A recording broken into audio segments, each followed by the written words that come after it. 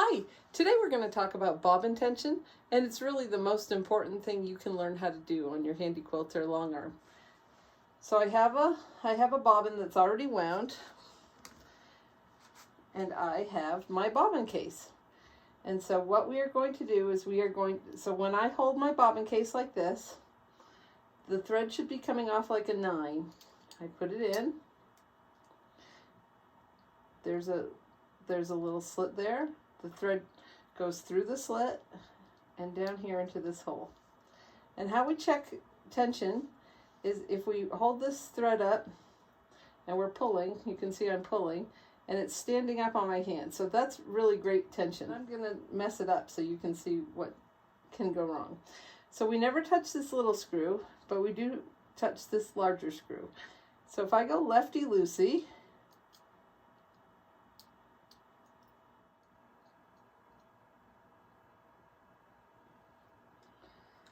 okay, just for demonstration purposes, I've tightened this too much so that you can see what happens.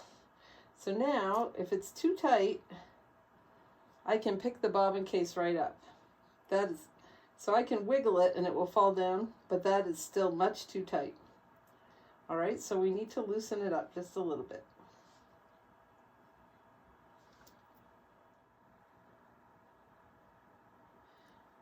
All right, I had to go and get a different screwdriver because this one was just too little and it wouldn't turn. My bobbin case is pretty tight. Okay, so now it sits on my hand and I can pull up. That's right, but I can tell from experience that it's still just a squidge tight, so I'm just going to turn it a minute or two. Okay, that feels right to me. Okay, so we cut it off. Now, when you put it in,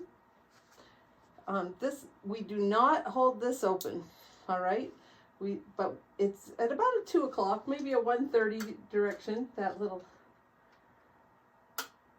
And did you hear that snap? I'm going to do it again so you hear it.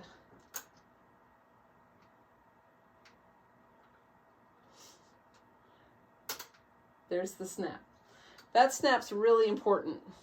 If that snap doesn't happen, take it out and do it again.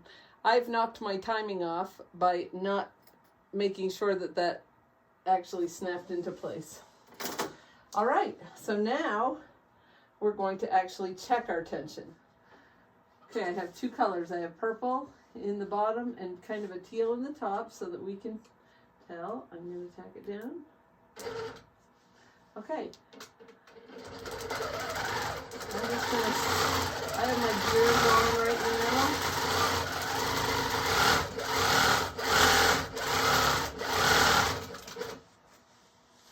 All right. So this is what the bottom looks like.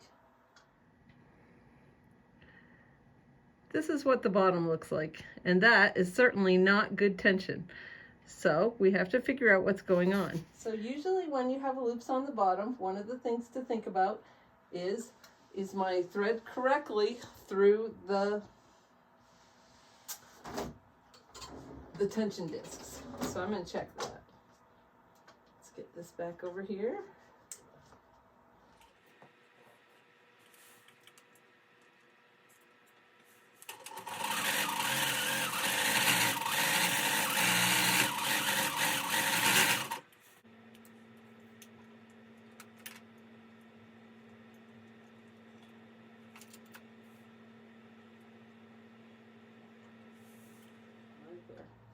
So, since I've checked my thread path, let's try stitching again, and then we'll decide what's happening.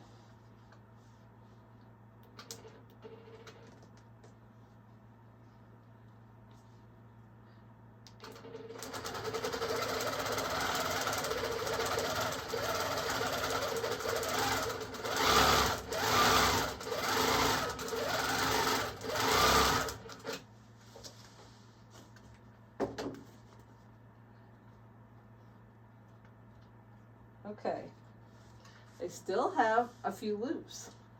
So that means that maybe we need to tighten up our tension a little bit. So let's try that. So I am going to turn my tension righty-tighty. I'm going to turn it 1 full turn. We're just going to start sewing it here.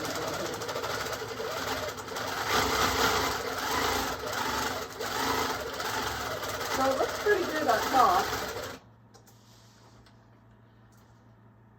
All right. And you can see that this is starting to, so that was the old part, and these are the new stitches. So that's starting to look a lot better. Now, interestingly enough, so this is a pretty finely woven fabric.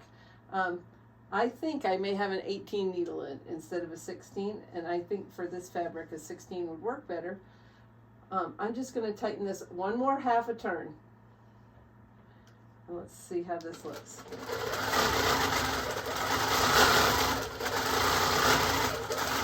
Okay, so I'm going.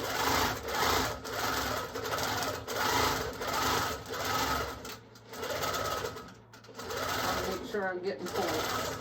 Okay. Whoops, let's move back over here. Okay. So let's look from the bottom. All right, so I can see little tiny dots of blue, and I really can't even hardly see any purple up top. Wait, our tension's pretty good. All right, so when you are adjusting the tension on the bobbin, those are tiny little adjustments, like 1 minute at a time. When you're playing with this tension, the top tension, that is at least a half turn at a time. Now that I have the tension fixed, I'm going to deliberately mess it up. Okay, so I am going to do pretty much 3 turns.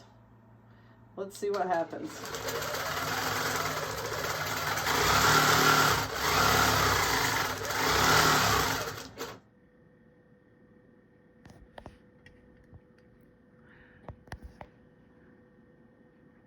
Okay, so it still looks good from the top, really. It looks a little bit flat. Let's see what's happening down below. And it looks pretty good down below. So 3 turns, and we still have decent tension. Let's turn it 3 more. 1, 2, 3. Okay, now we're starting to have some issues. Okay, this is called eyelashing. So eyelashing happens when the top thread is working so hard that it's actually pulling the bobbin thread up onto the top of our quilt. But the eyelashing is indicative that the top tension is too tight. So we know that we're going to go lefty-loosey about 3 turns, and we should be okay. Let's see if that fixed our problem. So I like to do some curves and then some straight lines. Now, sometimes you'll see a pull on the corners.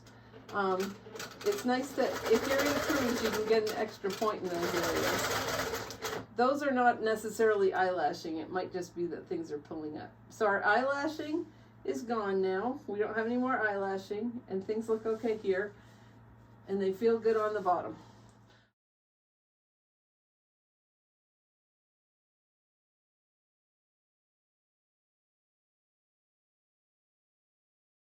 Now, let's loosen things up a lot. So I'm going to turn. 1, 2, 3, 4. Let's see what happens now.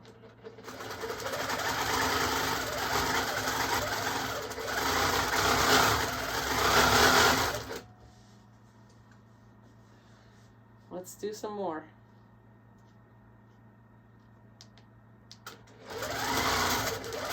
Okay.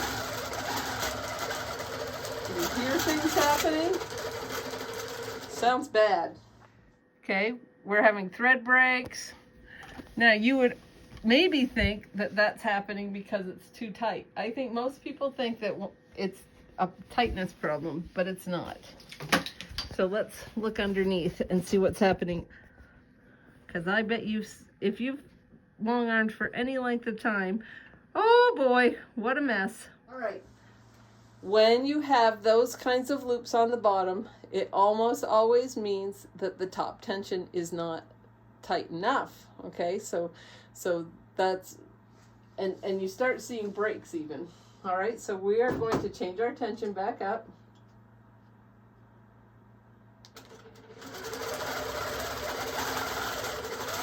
You can, so I can feel the difference.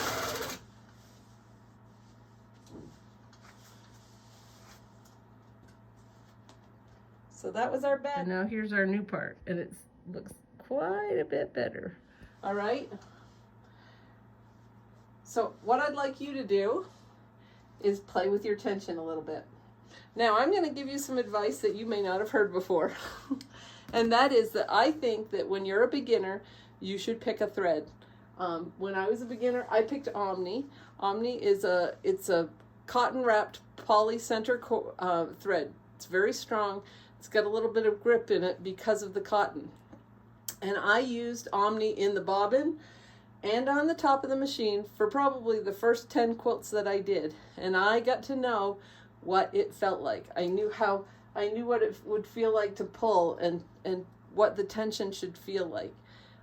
So by just using Omni for a couple of weeks, it gave me a baseline to understand what was happening with my tension, and I could play with it and really see the changes and know that it wasn't happening because of the type of thread I was using. After that, once you start feeling comfortable with one kind of thread, and it can be whatever you want it to be, then you can move on and try some new things, because these machines will work with any kind of thread. That's not an issue. But you kind of have to get some experience under you first so that you can know what's happening and how it feels. So that's just a little advice from me, especially for beginners. All right, go play with your tension and have some fun.